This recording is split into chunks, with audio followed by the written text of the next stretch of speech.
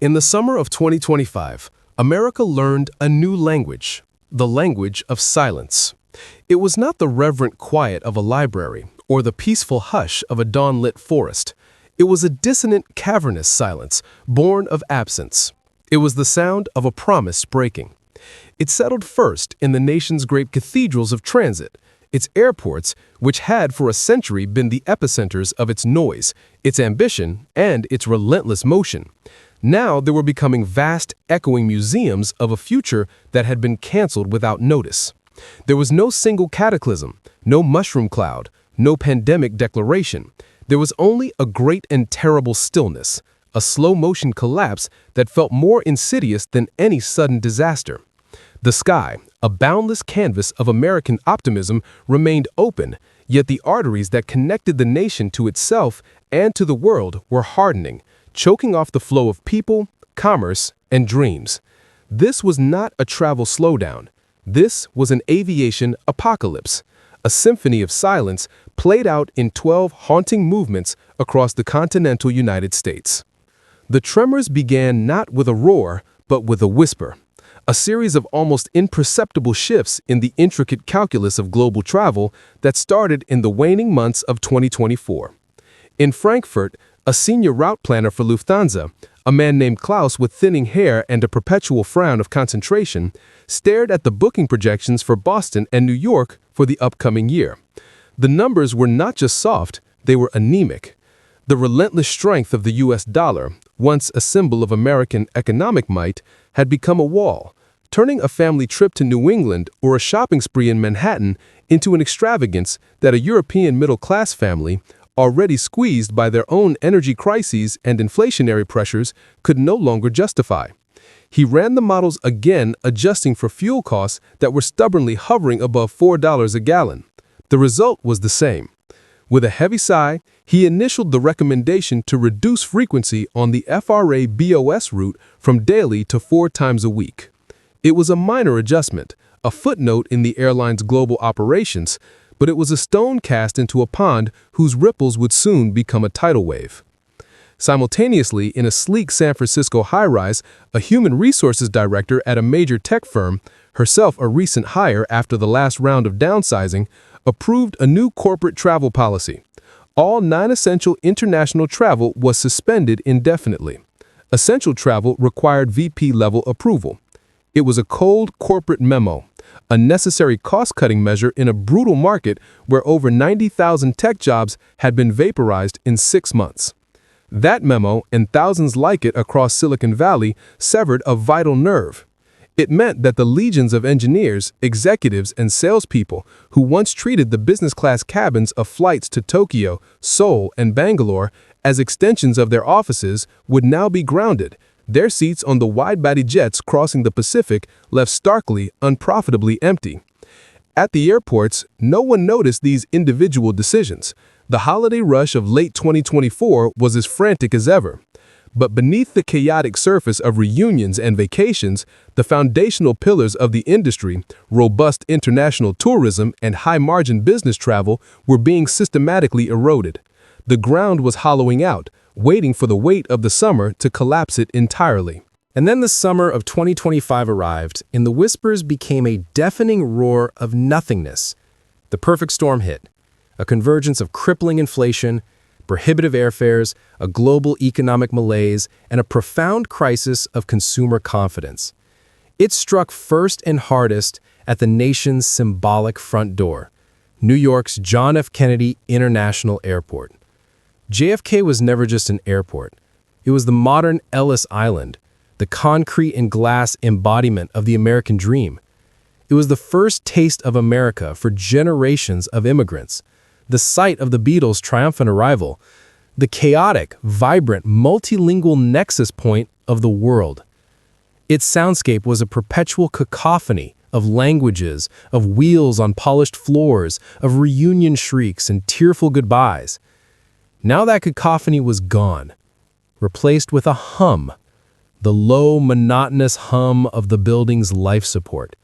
The HVAC systems, the refrigerators in closed restaurants, the electricity coursing through dormant signs. Passenger volume had not just dipped, it had fallen off a cliff, a catastrophic 43% plunge that represented the statistical disappearance of nearly 27 million human beings. To walk through JFK's Terminal 4, the shimmering billion-dollar flagship operated by Delta, was to walk through the ruins of a very recent civilization. The endless rows of self-service check-in kiosks, designed for perpetual motion, stood like silent, monolithic tombstones, their touchscreens dark. A fine layer of dust was beginning to settle on them. The vast security checkpoint, a place of organized chaos where thousands of lives converged in stressed, shoeless patience, was now a hollow cavern. Of the 20 screening lanes, only 3 were open, staffed by TSA agents whose practiced weariness had been replaced by a vacant boredom. They stared into the middle distance, their calls of "next" echoing unanswered. Beyond security, the great hall of the terminals stretched out, a cathedral of commerce where once every luxury brand in the world vied for the attention of a captive audience. Now steel grates were pulled down over the entrances to Chanel and Rolex. A lone janitor pushed a wide-bladed mop across the floor, his movements slow and deliberate, the squeak of his cart the only percussion in the cavernous space. An Air France A380, a super jumbo jet designed to carry over 500 souls, sat at a gate, its enormous engines shrouded. Its flight to Paris had been consolidated with another, a daily occurrence now. At the far end of the concourse, a disembodied voice announced the final boarding call for a flight to London Heathrow, the words echoing with a strange, mournful clarity. A handful of figures rose and shuffled towards the gate, their small number a stark indictment of the route that was once the world's most lucrative and contested. New York's tourism revenue, a staggering $74 billion industry, was projected to lose $21 billion by year's end. This wasn't just an economic statistic. It was the taxi driver with no fares, the Broadway actor playing to a half-empty theater, the hotel maid whose hours were cut in half. The world had stopped coming to New York, and JFK was the silent, gaping wound that proved it. 3,000 miles away, under a perpetual sun bleached pale by a thin layer of smog, the tragedy played out in a different key, but with the same devastating harmony. Los Angeles International Airport, LAX, was the yin to JFK's yang, the golden gateway to the Pacific and the dream factory's front porch. Where JFK was about history and arrival, LAX was about glamour, fantasy, and the endless promise of reinvention. It's where 88 million passengers a year came to find fame, to do deals, to escape, to live out the California dream. In the summer of 2025, that dream had flatlined. Passenger volume had cratered by 36%, a loss of nearly 32 million travelers. The fall of LAX was a direct reflection of America's collapsing Pacific ties. The flights from Asia, once the airport's unassailable lifeblood, were evaporating. Routes from Tokyo, Beijing, and Seoul had seen capacity slashed by over 52%. Carriers like ANA, China Eastern, and Korean Air were grounding aircraft or rerouting them to more profitable regions. The Tom Bradley International Terminal, a soaring architectural marvel designed to impress the world, now felt like an empty stage set. The long, light-filled corridors, usually a vibrant river of humanity from every nation on Earth, were now so empty you could hear the soft whir of the moving walkways. For a man named Omar, who had been driving a taxi in Los Angeles for 22 years, LAX had been his bank, his office, and his window on the world. He knew the rhythms of the airport better than his own heartbeat. The morning rush of domestic business travelers, the midday arrival of the European flights, the late-night crush from the Asian super jumbos. Now, the rhythm was gone. He sat in the taxi holding lot, a vast expanse of asphalt filled with yellow cabs baking in the sun, for 3, sometimes 4 hours, just for a chance to enter the terminal loop. When he finally got his turn, he would circle the arrivals level, a slow, funereal crawl past empty curbsides. The throngs of people dragging suitcases looking for their rides were gone. In their place were a few lost-looking souls and the ubiquitous, almost predatory silence. The financial fallout was bleeding into every corner of Southern California. California's tourism economy, a $150 billion behemoth, was on track to lose $38 billion. At LAX itself, retail sales were down by more than half. The vast parking structures, once a guaranteed source of revenue, were a ghost town of empty concrete levels, costing the airport $78 million in lost income. Hollywood, too, was faltering, mired in labor disputes and production slowdowns, meaning the usual influx of actors, directors, and executives had dwindled to a trickle. LAX's iconic space-age theme building still glowed at night, a testament to a bygone era of optimism, but it now presided over a kingdom of stillness, a haunting monument to a city whose global allure was fading with every canceled flight. If the coasts were suffering from the severing of global ties, the heartland of American leisure was suffering from a crisis of the soul. In Central Florida, the silence was of a different kind. It was the silence of absent joy. Orlando International Airport, MCO, was never just a transportation hub. It was the magical portal, the first ride of the vacation for millions of families. Its very architecture, with its bright atriums and tram system, was designed to build anticipation. Its air was supposed to be thick with the giddy excitement of children and the relieved sighs of parents. In the summer of 2025, that air had been let out of the balloon. Passenger traffic had plunged by a heartbreaking 39%, wiping out nearly 23 million travelers. The reason was brutally simple. The American middle class, the bedrock of Orlando's entire economy, was broke. Airfare to Orlando was up 31%. The price of a hotel room had surged 22%. A week at Disney World, once an achievable rite of passage, now cost as much as a used car. The dream had become an impossible luxury. Inside MCO's vast terminals, the change was surreal. The shuttle trams, which once ran packed to the gills with families and matching t-shirts, now glided across their elevated tracks, carrying only a handful of passengers, their faces looking out onto a landscape of underutilized gates. The rental car centers, usually a chaotic ballet of paperwork and stressed parents trying to fit strollers into compact sedans, were quiet. Rows of minivans sat idle, their odometers showing tragically low mileage. The financial damage was staggering, a direct hit to the state's economic core. Florida's tourism sector was projected to lose nearly $30 billion, with Orlando bearing the brunt of that loss. A woman named Elena, a housekeeper at one of the sprawling resorts near the theme parks, had seen her hours cut from 40 a week to less than 15. She had 2 children, and the fear in her eyes was a more accurate economic indicator than any government report. The crisis rippled south to Miami International Airport, MIA, the bustling hub for Latin America. International arrivals from Brazil, Colombia, and Argentina had plummeted as the strong dollar decimated their travel budgets. American Airlines and LATAM, the airport's titans, had slashed up to a quarter of their Miami routes, citing unsustainable demand. The vibrant, multicultural energy that defined Miami was being drained away, leaving behind a $9 billion economic shortfall and the anxious question of what happens to a city built on the promise of paradise when the world can no longer afford the ticket. From the coasts, the paralysis spread inward, infecting the great central arteries of the nation's air network. Chicago O'Hare International Airport, ORD, was the heart of the system, a sprawling, brawny, all-weather hub that symbolized the industrial might and logistical genius of America. If O'Hare stopped, the nation stopped. In 2025, O'Hare was sputtering. It had lost a staggering 36% of its passenger volume, a figure that translated to the disappearance of almost 27 million people.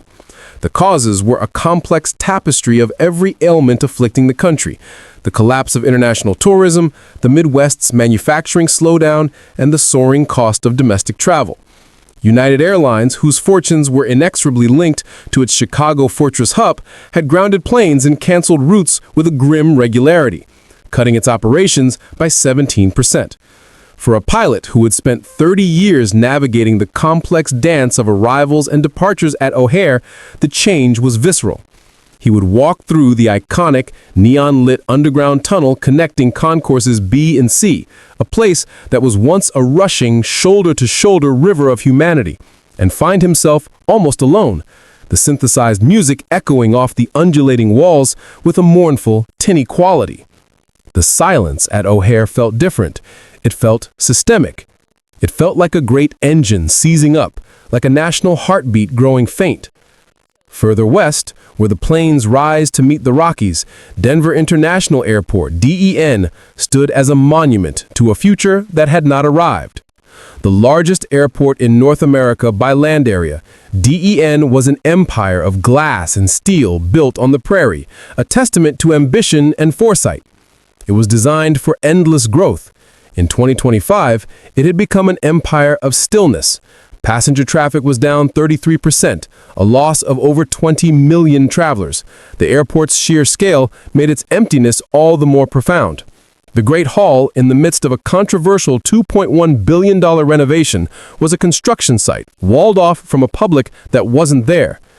The new gates and the expanded concourses gleamed under cold LED lights, their charging ports unused, their boarding doors remaining stubbornly shut. TSA lines that once snaked for an hour could now be cleared in under 5 minutes. The dominant carriers, United and Southwest, had axed over 200 weekly flights. For Colorado, whose $27 billion tourism economy depended on the reliable flow of skiers, hikers, and conference-goers through DEN, this was an economic earthquake. The ski resorts reported bookings down by a third, and downtown Denver hotels saw occupancy rates sink to levels not seen since the depths of the pandemic. Denver's airport was a symbol of pride, proof that a city in the middle of the country could become a global hub. But now, as it stood silently against the backdrop of the shimmering mountains, it felt like a monument to hubris, a painful lesson that even the most ambitious infrastructure is useless when the world stops moving. The contagion of silence did not discriminate. It struck the rising stars and the established workhorses with equal ferocity. In the heart of the New South, Charlotte Douglas International Airport, CLT, had been a symbol of the region's dynamic growth, a banking and business hub that had climbed into the nation's top 10 busiest airports. Now, it was a symbol of its silent fall. Traffic had nosedived by 30%. American Airlines, which operated a fortress hub at CLT that was the envy of the industry, had canceled 18% of its daily operations. The ripple effect struck the local economy like a lightning bolt. Corporate flight bookings, the blood life of the Charlotte market, were down by a third as banks and financial firms cut costs amid economic uncertainty. Restaurants in the terminal that once bustled with connecting passengers now closed before dusk.